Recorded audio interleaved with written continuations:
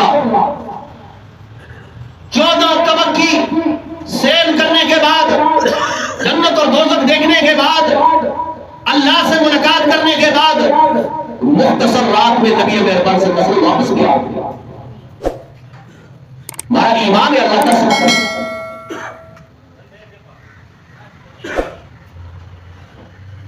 اب اللہ نے سیر کروائی. معراج کا سفر ایک کو اسرا کہتی ہے جس کو زمینی سفر کہتی ہے، ایک کو معراج کہتی ہے جو آسمانوں کا سفر ہے. اب اسرا کا ذکر قرآن میں، معراج کا ذکر احادیث نبویہ میں آتا ہے. فرمایا سبحان الذی اسرا بعبدہ لیلا من المسجد الحرام الى المسجد الاقصى الذي باركنا حوله لنريه من آياتنا إنه هو السميع البصير. اللہ نے یہ سفر کروایا اور کہا سبحانہ. اب مدعا کی طرف چلتے، یہ معراج کا سفر کیوں کروایا اللہ نے؟ سوال کیوں کروایا؟ فرمایا اس لیے کہ نبی مہربان صلی اللہ تعالی علیہ وسلم پر یہ جو وقت تھا معراج جس میں دنوں میں کروائی، یہ ایام، یہ مہینہ بڑی مشکل کا مہینہ تھا، بڑی پریشانیوں کا مہینہ تھا. حضرت خدیجہ الکبریٰ رضی اللہ تعالی عنہا فوت ہو گئی، جو تسلیاں دینے والی تھی اللہ کے نبی صلی اللہ تعالی علیہ وسلم کی زوجہ. اللہ اور باہر حفاظتیں کرنے والا چچا ابو طالب بھی فوت ہو گیا کہ نبی مہربان صلی اللہ تعالی علیہ وسلم جب عبادت کے لیے کھڑے ہوتے وہ تلوار لے کر کھڑا ہو جاتا تھا. کون میرے بھتیجے کی طرف دیکھے؟ اب چچا بھی فوت ہو گیا اور محبت کرنے والی بیوی بھی فوت ہو گئی. اب اللہ کے نبی بڑے مغموم ہیں، پریشان ہیں، اور دنیا کا یہ قانون ہے کہ ایک آدمی پریشان ہوتا ہے، مغموم ہوتا ہے، اگر غم میں آتا ہے تو علاقہ تبدیل کر لیتا ہے اپنے رشتہ داروں کے پاس. صبرک الا باللہ ولا تحزن علیہم ولا تک فی ضیق مما یمکرون. میرے پیغمبر آپ صبر کیجئے، صبر کی توفیق اللہ کی طرف سے ہے. آپ مغموم نہ ہو، آپ پریشان نہ ہو، دل میں گھٹن محسوس نہ کریں. آپ کی پریشانی کو دور کرنے کے لیے ہم اللہ آپ کو معراج کی سیر کروانے لگے تاکہ آپ کا غم دور ہو جائے، تاکہ اللہ کی ملاقات ہو جائے. جس رب کے لیے تکلیفیں سہی ہے، جس رب کے دین کے لیے مارے کھائی ہیں، اس کے لیے اس رب نے اپنے آپ کو اپنے پاس بلا کر آپ کو تسلیہ دینا مقصود تھا، تسلی دینا مقصود تھا. اس وجہ سے یہ معراج کروائی اللہ نے. ہم نے عرض کیا رب کی ملاقات ہوئی، اتنا قریب پہنچ گئے اللہ کے کہ ایک کمان کی جگہ رہ گئی یا اس سے بھی کم. اب محبوب اور محب قریب آ گئے ہیں، ساجد اور مسجود آ گئی ہیں. اللہ اکبر. عابد اور معبود قریب ہے. اب اللہ نے کہا ہوگا میرا محبوب پیغمبر ما جئتنی بتحیہ. آپ میں سے بھی بولیں گے میں اس کے لیے دعا کروں گا اللہ آپ کو حج بیت اللہ نصیب کرے. اونچی آواز جس جس کی طلب ہے وہ مجھے حاصل ہو. اللہ سب کو ہے جمعیت اللہ نصیب فرمائے. کتنے تحفے لائے؟ فرمایا پہلا تحفہ التحیات للہ والصلوات والطیبات. اللہ میری مالی باتیں بھی تیرے لیے, میری بولی باتیں بھی تیرے لیے, اللہ میری جسمانی باتیں بھی تیرے لیے. کولی باتوں سے کیا مراد؟ اللہ سوز و پکار تیرے لیے ہے, دعا اور التجا, گریہ اور یاری اللہ تیرے علاوہ کسی کے سامنے نہیں کروں گا. میری زبان والی باتیں اللہ تیرے لیے, اللہ جسمانی باتیں بھی تیرے لیے, اللہ رکوع اور سجدہ قیام اور قاعدہ اللہ تیرے علاوہ کسی کے سامنے نہیں کروں گا. اللہ مالی باتیں بھی تیرے لیے, اللہ صدقہ اور خیرات, نظر اور نیاز اللہ تیرے نام کے علاوہ غیر اللہ کے نام پہ نہیں کروں گا. یہ تین تحفے دیے اللہ کے نبی نے. تو اللہ کریم نے فرمایا میرا پیغمبر تین تحفے میری طرف سے بھی لیتا جا. اللہ اکبر. کتنے تحفے؟ تین تحفے. السلام علیکہ ایھا النبی ورحمۃ اللہ. ہمارے کردار میں, ہمارے عمل میں, ہماری زندگیوں میں سنتیں کہاں ہیں؟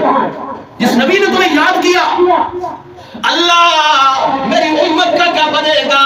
اللہ نے فرمایا پریشان نہ ہو, السلام علینا وعلی عباد اللہ الصالحین.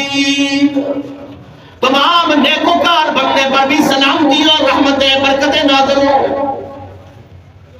اب یہ تحفے طائف چل رہے, اور پھر اللہ نے خاص طور پر فرمایا میرے پیغمبر تو امت کے لیے دکھنے والا ہے, امت سے پیار کرنے والا ہے.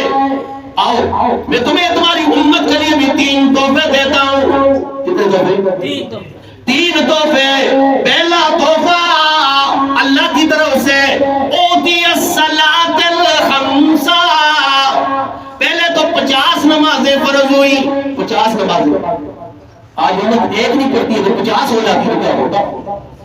50 نمازوں کا تحفہ ملا. نبی مہربان صلی اللہ تعالیٰ علیہ وسلم یہ تحفہ لے کر جب واپس آئے, چھٹے آسمان پہ حضرت موسیٰ علیہ السلام سے ملاقات ہوئی. فرمایا کیا تحفہ لائے ہو اللہ کے نبی؟ نبی صلی اللہ علیہ وسلم اللہ کی طرف سے کیا تحفہ لائے؟ فرمایا 50 نمازیں لے کر آیا ہوں. فرمایا میری امت 2-3 نمازیں نہیں پڑھتی تھی, آپ کی امت 50 کیسے پڑھے گی؟ آپ پھر جائیں اللہ کے پاس پھر گئے. فرمایا چلو 5 معاف ہو گئی. فرمایا وَغَفَرَ لِمَن لَّا يُشْرِكْ بِاللَّهِ مِنْ أُمَّتِي شَيْئًا. اللہ کا وعدہ ہے میرے پیغمبر آپ کے ساتھ, آپ کی امت میں جو اللہ کے ساتھ شریک نہیں ٹھہرانے والے ہیں, کل قیامت والے دن ان کے گناہوں کو میں معاف کر دوں گا. یہ تین تحفے ملے. آج امت والے دن تحفوں کے ساتھ کیسا معاملہ ہے؟ نمازوں کا تحفہ ملا. نبی مہربان صلی اللہ علیہ وسلم نے فرمایا میں اللہ کی ملاقات کے لیے گیا, سدرۃ المنتہا سے بھی اوپر, عرش سے بھی اوپر اللہ کی ملاقات کے لیے گیا. اگر میرا امت یہ چاہتا ہے کہ میں اللہ سے ملاقات کروں, فرمایا الصلاۃ معراج المؤمن, نماز میں کھڑا ہو جائے. اللہ اکبر. حضرت علی رضی اللہ تعالیٰ عنہ نے کتنا عظیم جملہ ارشاد کیا. فرمایا اگر کوئی یہ چاہتا ہے کہ رب میرے ساتھ باتیں کرے, اللہ میرے ساتھ کلام کرے, تو قرآن مجید کو پڑھے. یہ قرآن مجید اللہ کی باتیں ہے جس کے لیے ہمارے پاس ٹائم نہیں ہے. دنیا کے دھندوں کے لیے ٹائم ہے, موبائل فون کے لیے ٹائم ہے, لیکن قرآن کے لیے ٹائم نہیں. اور پھر برکت کے لیے صبح سویرے دکانوں میں قرآن پڑھا جاتا ہے, سمجھنے کے لیے قرآن مجید نہیں پڑھا جاتا. زندگی کا مشن بنانے کے لیے قرآن نہیں پڑھا جاتا کہ زندگی اس کے مطابق گزاری. فرمایا اگر یہ چاہتا ہے کہ رب میرے ساتھ کلام کرے تو قرآن میں باتیں رہ گئی. ایک بزرگ نے کہا جناب ایک چکر ہو جاتے ہیں بالکل ہی جان چھوٹ جاتی. ایک چکر ہو جاتے, نماز اللہ کی ملاقات ہے. فرمایا میرا وعدہ وہی ہے جو یہ 5 نمازیں پڑھے گا اس کا اجر اور ثواب 50 کا ثواب ہوگا.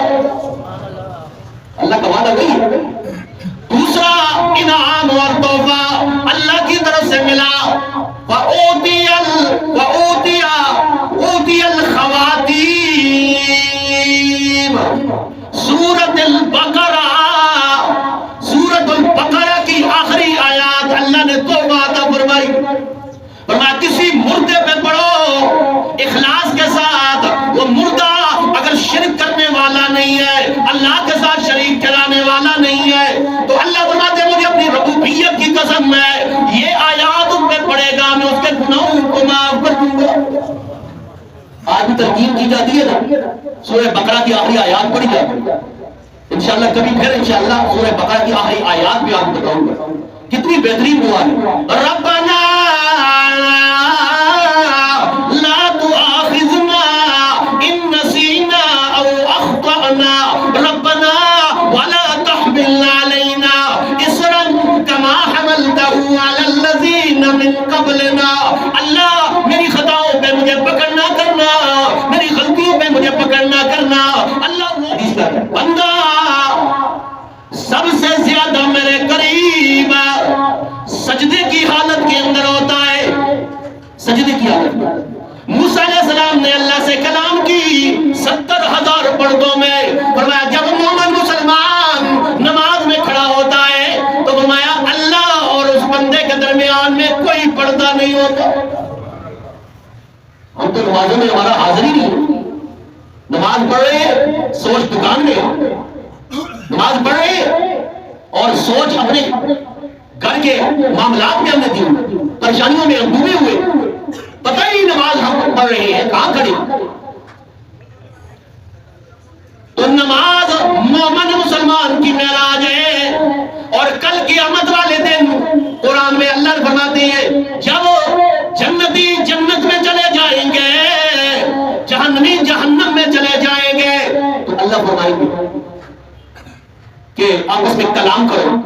جنتی بھی اور جہنمی آپس میں کلام کرو. تو جنتی جہنمیوں سے پوچھیں گے ما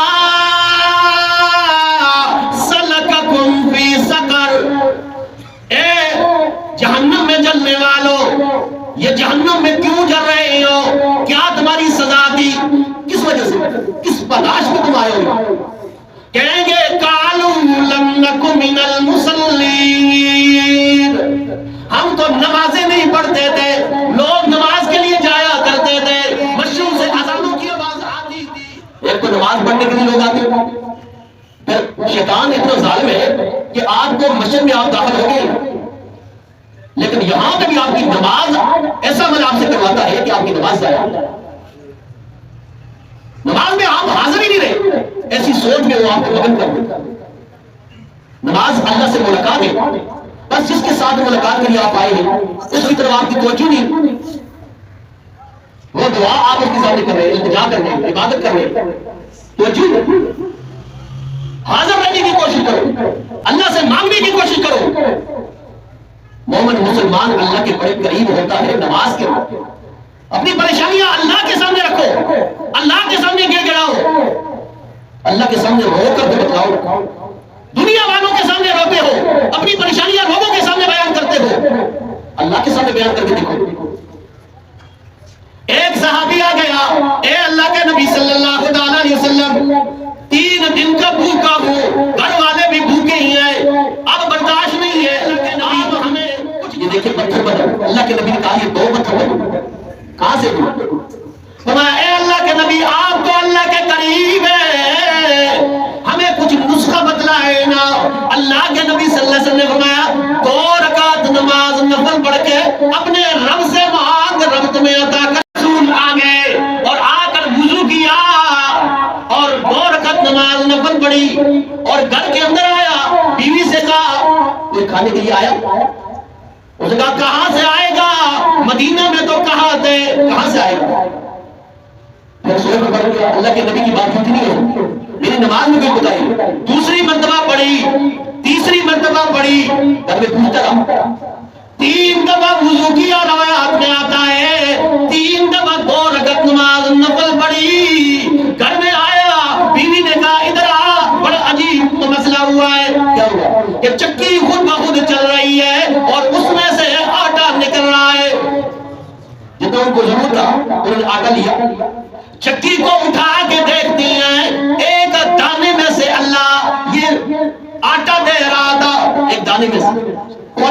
تصور اس دانے میں سے آٹا نکل رہا. نبی مہربان صلی اللہ تعالی علیہ وسلم کے پاس آئے اور سارا ماجرا بیان کیا. فرمایا اللہ کی قسم ہے جس کے قبضہ قدرت میں محمد کی جان ہے، قیامت تک بھی اس چکی کو اٹھا کر نہ دیکھتا تو اس میں سے آٹا نکلتا چلا جاتا. یہ یقین کا، یہ ایمان کا، یہ توکل کا صحابہ اکرام کا. اور اللہ نے اپنی ملاقات کے لیے نماز عطا فرمائی. نماز تحفہ ہے، سورہ بقرہ قرآن مجید تحفہ ہے اللہ کی جانب سے. تب اللہ کی طرف سے وعدے ہے، انعام ہے، کامیابیاں ہے، کامیابیاں ہے. اللہ سے دعا ہے اللہ ہمیں عمل کو